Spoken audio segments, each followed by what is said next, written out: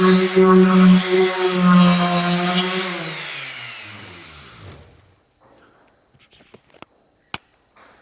Bills. Just take a break from building the fish room to talk about live food. Now we all know how great live food is if you're conditioning fish for spawning, or if you're feeding fry to get them to grow quicker, or just to give your favourite fishies a treat. Now I've grown a bit of live food, but I've always struggled with it, in particular Daphnia. I can never keep Daphnia cultures alive. So I was speaking to my good friend Bells, and Bells has invited us out to her place to show you everything you could possibly need to know about growing Daphnia, and some other live foods as well. She's a bit of a guru, so let's go out and visit her. G'day viewers, I'm here with Belle, and Belle's going to teach you everything you need to know about growing your own live food for free, and she'll probably even teach you a few things you don't need to know. So let's get into it. Probably. Let's go.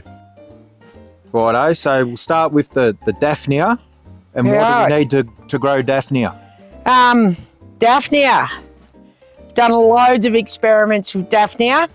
By far the best is the green water, which is phytoplankton, which is this stuff here. It's quicker if you've got a phytoplankton or green water culture to get it started. But as long as you've got nutrients in the water, so you can have fish waste, you can have charlie carp, you can have chook poo. As long as there's nutrients and sunlight, it'll grow. So all these buckets are just my green water cultures. And the thing with green water, it's phytoplankton, which is alive. So with my Daphnia cultures that are on the green water, I don't have to do any water changes, just top up from evaporation. I don't have to feed them. And it's easy, you don't have to do anything at all. Just put the Daphnia in and they breed, and when the culture's expanding, you got to make sure you harvest, or if there's too many Daphnia, there's not enough food and it crashes. So another thing I found with the green water, just by experimenting, is as the Daphnia start to eat the green water, you mix up some yeast and some molasses, give it a good shake, pour it in with the Daphnia, and the molasses and the yeast give the green water a kickstart, and it stays green and just never stops. How much yeast and molasses, roughly? There's no scientific evidence for it. It's just something I discovered. Like for all these, I've got all the tanks and the troughs, and I even put it in the buckets.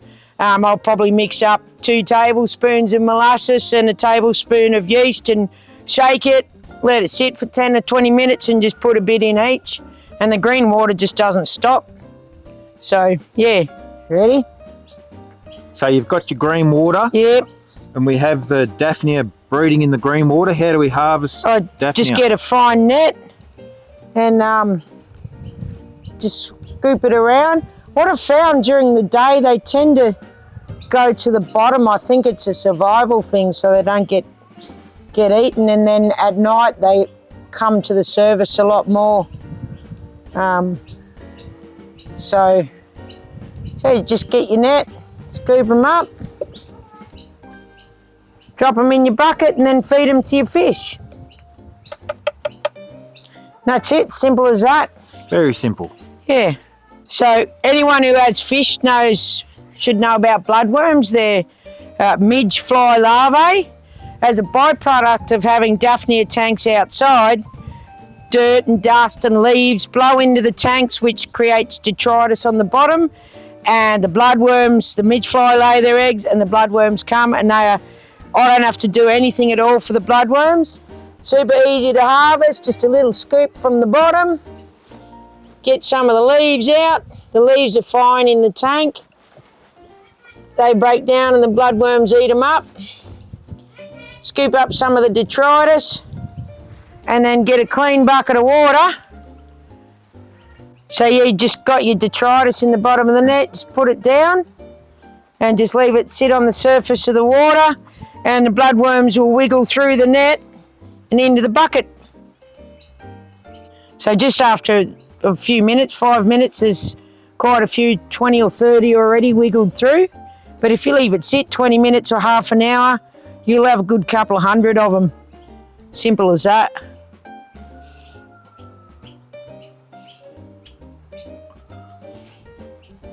Rightio, so we'll let that go while we go and check out some blackworms next, is it?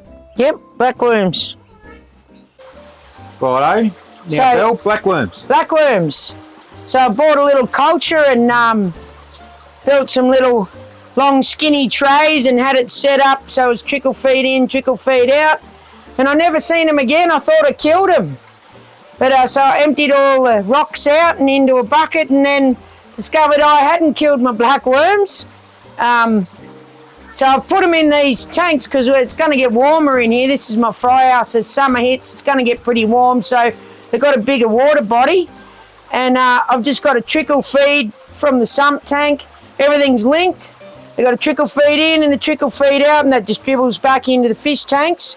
So I don't have to do water changes. They've got a constant supply of water change. And yeah, they're going real good. I put a little bit of spirulina powder diluted in water in, and early in the morning, just a capful, and it goes down, and they love it. But there's lots of detritus and stuff in there as well. But my colony that I thought I killed seems to be going real good. But there's just one more free food, so more free food the better. So I got some Daphnia cultures inside my fry house, which is enclosed with shade cloth. It keeps the predators out. The difference between inside and outside is that I can't maintain these guys on green water because there's not enough sunlight. So I have to manually feed them, and if you're going to do that, you have to do water changes. But with this system, I've got a trickle feed in and a trickle feed out. It all goes back to a sump tank, through the filter, then back into the IBC shuttles with the Daphnia. So they got a constant water change without me having to do it. So I can just feed them, and the colonies grow really good in here. If I didn't have the water change, I would have to manually water change it at least once a week. Otherwise, you get an ammonia spike from the dead food, the yeast and spirulina powder, and the culture crashes. So number one rule with Daphnia, have a couple of backup cultures always. So I've got 2 little 5-litre tubs inside that are just fed green water, and as they expand, I take some out, bring them out here, and I keep those 2 cultures inside so that if I crash cultures out here, I've got a backup starter. That's the number one rule, have a backup. And how do you go with temperature outside? How do they go in the winter and in the hot summer? Well, winter, I've only been sort of doing these experiments for about 6 months. So in winter, they were fine outside. In summer, because we get up into the 40s, I'm probably going to have to put shade cloth over those outside ones, which is not an issue. In the fry house, I may have to put some shade cloth over my clear panels to stop some heat, or put a fan in here, but it gets pretty humid in here. So I've yet to see how they go in summer, but the Daphnia do breed faster in the warmer water than opposed to colder water. They populate quicker. So we're yet to find out what summer brings. We'll see. Rightio, Bells. Now, what do we have in this contraption? A lot of people are pretty mortified at this thought of this, but maggots, they are free. Look, here's one on top. There you go. Anyway, the fish love them. So I did have some, I've got some over all my tanks, and I just had them drop them into the tanks, and some of the bigger fish just smash them all down, and some of them weren't eating them all, so obviously the maggots were dying in the bottom, which is a problem. So I got these little buckets put on the bottom, and the maggots form, the fly comes in here and goes in there to my junk that's inside, lays its eggs, and then the maggots, if I can get the lid off, here we go. Then inside, I've just got a bit of pipe with a few holes cut in it, and the maggots climb up, go into the pipe and come out into the bucket, and then I can administer whatever to my fish.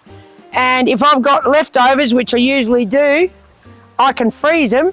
So when I don't have any maggots, I can still feed the fish. Even the frozen ones crushed up for baby fish is really good, but It's as simple as that. And I've just got silicone on the top so no water can get in if it rains. And there's another source of free live food. And so what do you put in there to attract the flies? Whatever I can get my hands on. Carp, we catch carp at the river, chicken carcass, even kitchen scraps. If you got some meat in the freezer that's it's got that freezer burn on it, just chuck it in. And yeah, don't mind the smell. Do you have to clean it out at all, or do you just let it break down? that you can. Like I put wood shavings in there as well, or you can put straw in, which absorbs some of the moisture, because as the food rots and the maggots start to eat it, obviously there's a lot of moisture which will kill your maggots because they drown. So I put some straw or some wood chips in there, wood shavings, and then if you want to clean it out, just take the lid off, tip it out into your compost or out into the council's compost bin, put some more clean shavings in and some meat or some kitchen scraps, anything that's rotten. Like these flies eat anything. I reckon you could put fish waste out of your filter in it and they'd lay maggots in there. Like they're not fussy, they don't care, but it's free food. Like in winter, one bin I was getting between 100 and 200 maggots a day in the middle of winter. So summer is phenomenal. Summer you have to freeze them because you've got too many, way too many. So, but there's another free live source if you don't mind the smell. Yep, but it's fairly well contained. If you got the lid on, it's not too bad until you open it, then you know all about it. But yeah, one more free live food source. And it also keeps the flies down as well. Yep, well, we don't have many flies inside because I've got 7 of these out here, so the flies inside are very minimal. Yep. Until you start eating, they know when you eat and then they come and annoy you. So, yeah, there you go. Now, that's been sitting about 20 minutes or so? Yeah, 20 minutes, half an hour.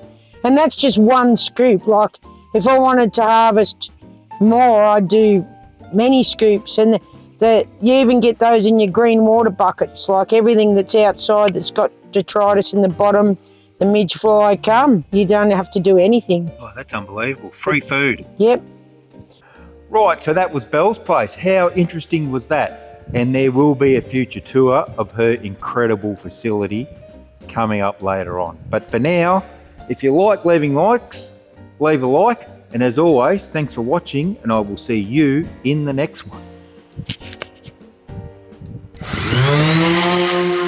Because there are no Daphnia left, and I have found 3 out of 355 chipmunkin babies.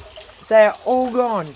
So this tank here, oh g'day Stubbsy, what the are you doing up there, mate? Anyway, this tank here